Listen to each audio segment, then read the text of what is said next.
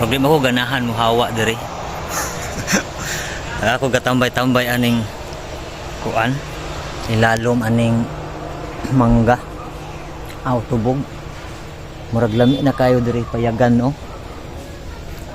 Ahay.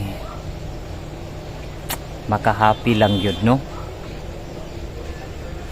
Sa wakas. Minta gyud na natin mga kaila. Tambak na to na.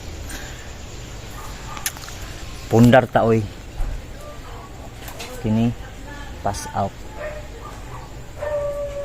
Mingaw diri pod ganahan pug ko. So ato naging nasurbin no. Atong paliton nun na property pohon, medyo bubarato ni diri guys. So medyo layo siya sa town. Pero at least abandoned magud ni. Di ba? Siguro mga gamay lang, mga portion ani. Igo lang gud nato tukuran o payag, no? So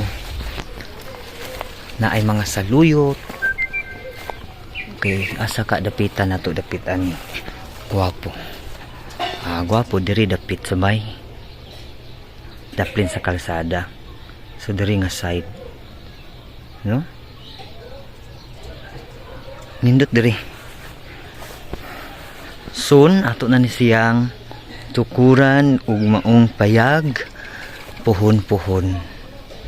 Murag kini siguro tong giingon sa tag-iya. Na portion kini. Medyo dako siya kung tukurag payag guys. So diri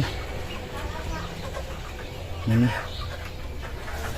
ang atong payag pohon. So sa wakas may mga butterflies diri sanyales sa atong kuan. So gikan didto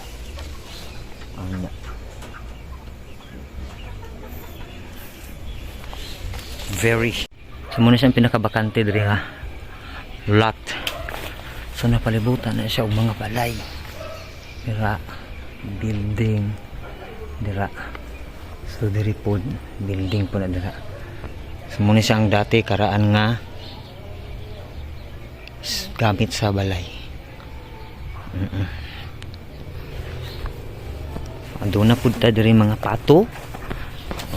Kawala manggod diri kuan. Sa maniaw abi kog mangga tubog. Yes, life update sa wakas no. Hindi man nato sa matukurag payag karon mga panahon na. At least nanatay tukuranan og payag. So the papers, ang papilis ato na lang ipag-settle next days.